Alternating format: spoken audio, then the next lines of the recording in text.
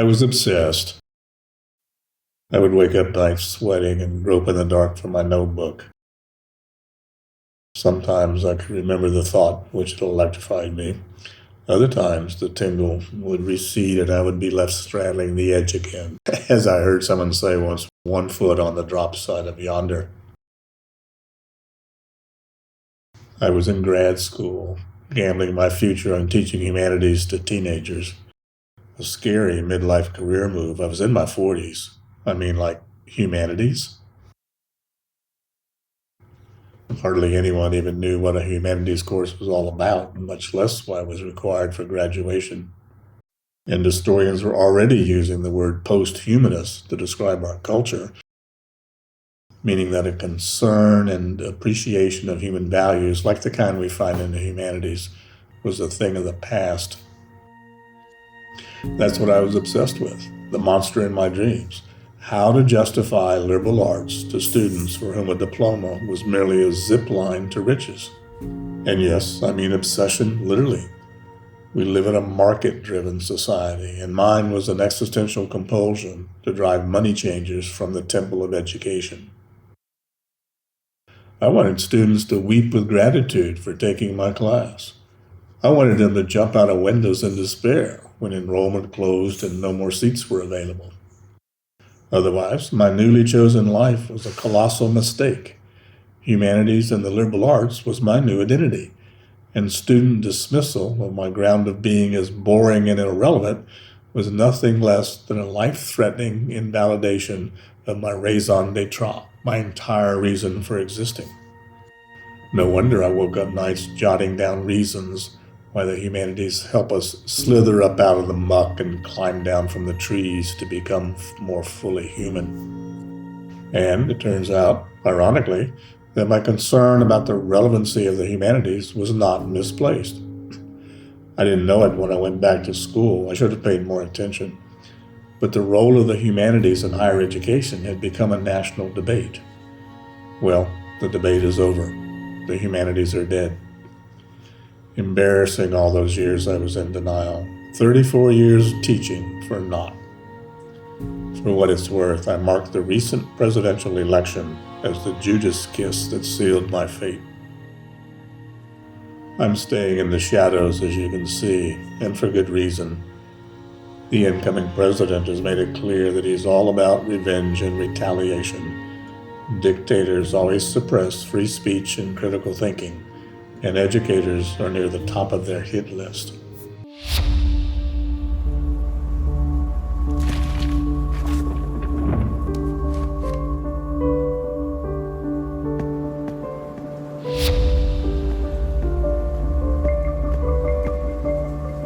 So, if the humanities are dead, what caused their demise? Well, critical thinking is a key piece of the puzzle. For quite some time now, we have lived in what's become known as the post-truth era. Simply put, facts no longer matter. Critical thinking skills are taught in the humanities and liberal arts, but who needs them when no one cares about the facts anymore? We're not even all that rational to begin with. Decades of scientific research into human decision-making shows that we mostly make emotional decisions, not rational decisions. No need for me to repeat what I posted in a previous video about how we ignore facts and deny evidence to protect core beliefs, especially beliefs which are essential to our self-image, to our definition and understanding of who we are. So who needs critical thinking anymore? We don't need it. We don't use it. We don't want it in our educational curriculum. So we throw the baby out with the bathwater, and liberal arts goes down the drain. Facts are irrelevant. We live in a post-truth era. Experts and expertise are disparaged, and even science itself, which, of course, unfortunately, predisposes and makes us vulnerable to fake news and conspiracy theories. And now, not just the humanities and the liberal arts are on the chopping block, democracy itself is at risk. Fact-based information is the fuel democracies run on. It's the raw material from which societies identify problems and formulate solutions. These days, of course, adding fuel to the fire, Social media facilitates the spread of misinformation to an unprecedented degree, so much so that post-election analysis reveals that a steady diet of slanted and distorted information from right-wing media made it possible for Donald Trump to win the presidency of the United States. Yes, you would think that fact-checking and saturating the public with the truth would be an obvious antidote to fake news. But remember, facts don't matter to post-truth era deniers. It is telling that an infuriated Donald Trump has threatened to rescind CNN's broadcast license because they had the gall to fact-check his comments during this debate with Kamala Harris. And critical thinking skills, as taught in the humanities, won't help much either, because you can't reason someone out of a belief which they didn't reason their way into.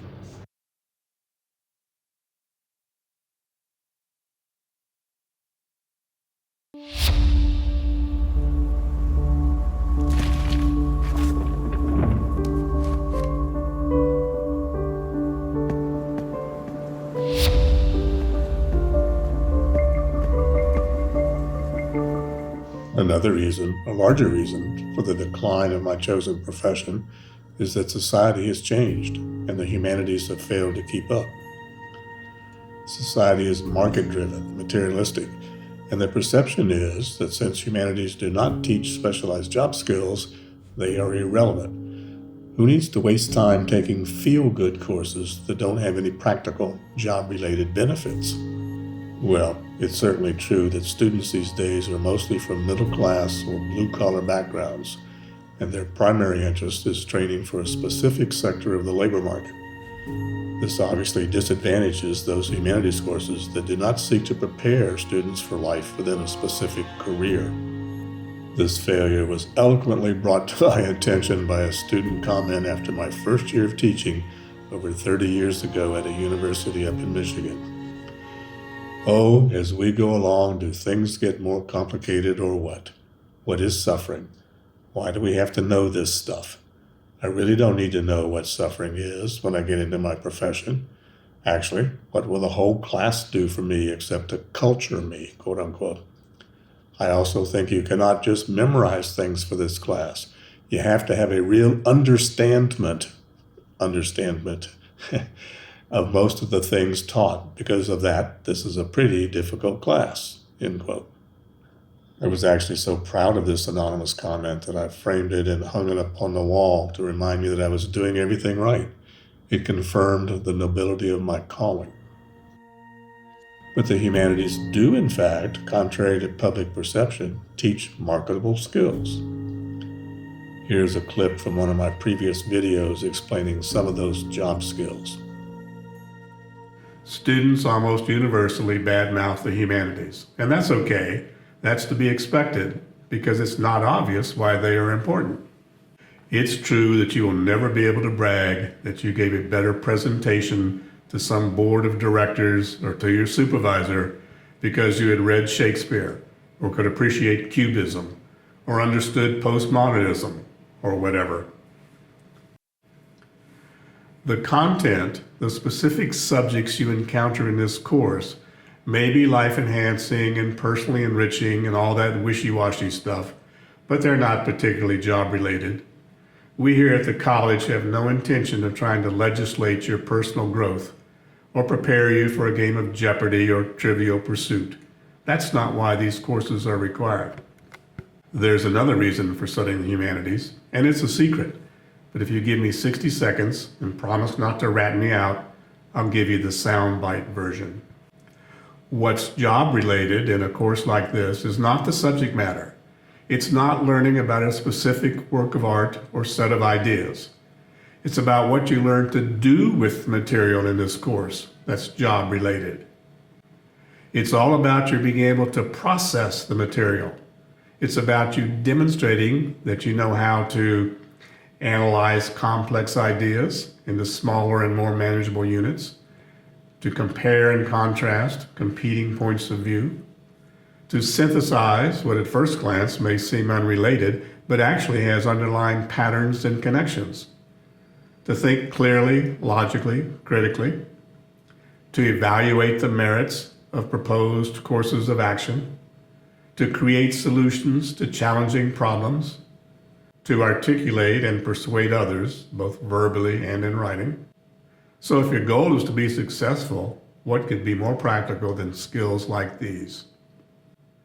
Employers tell us all the time, don't bother trying to train our new hires for us. Just send us someone who is trainable. Give us recent grads who can think clearly and communicate effectively. And there you have it. That's the secret. This course helps you sharpen the kind of skills that employers want and affords you opportunities for enrichment. Humanities scholars are often accused of being complicit in their own decline. Not only have they been unable to convey the specific value the humanities offers to public culture, not only have they largely abandoned objective scholarship and rational discussion in favor of ivory tower concerns, for example, the identity politics of race, gender, and sexual orientation, but they have also utterly failed to adequately engage with society. As one scholar has said, philosophy was once written to teach men and women how to live. Now, much of it is written to befuddle fellow philosophers. Poems and paintings were once produced to move the spirit and engage the common man. Now, many are produced to repel the many and titillate the few. Literature was once thought to convey deep meaning. Now, some think it can convey no meaning at all. In other words, the humanities has drifted toward the realm of unintelligibility and helped render itself useless to society.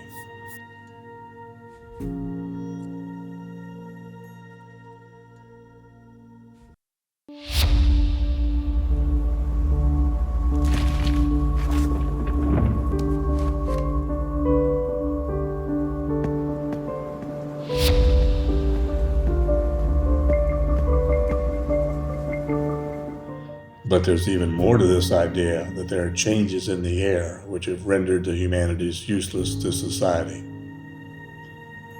Our materialistic culture, which laughs at courses perceived as frivolous and erroneously thought not to teach job skills which can be useful in the workforce, our culture is seen as a symptom which reflects an even larger paradigm change that is, in effect, redefining what it means to be human.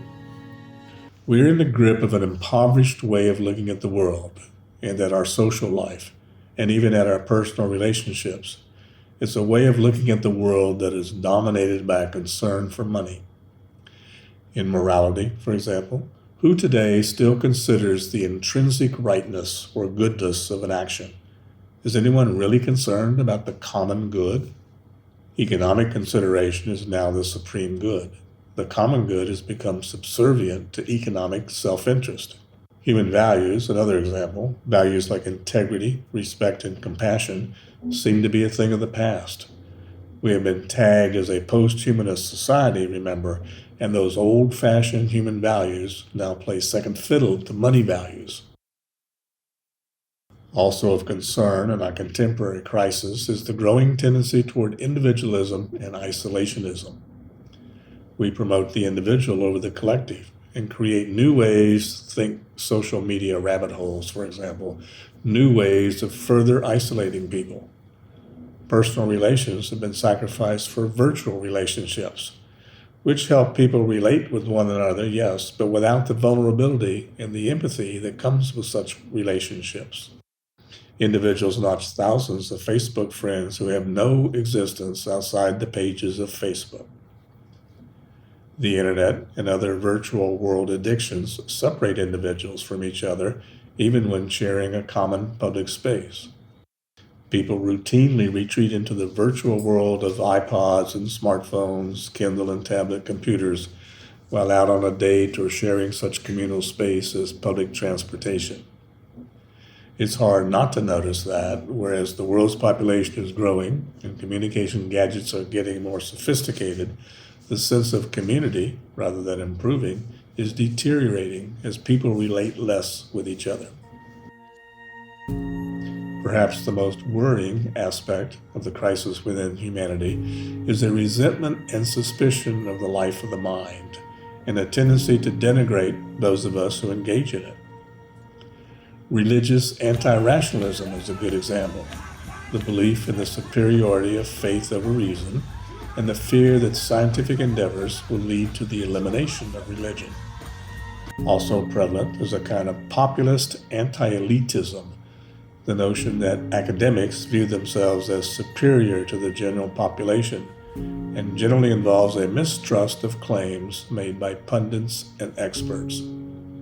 In a larger sense, the crisis within humanity is simply cultural change, which history shows us occurs naturally every so often.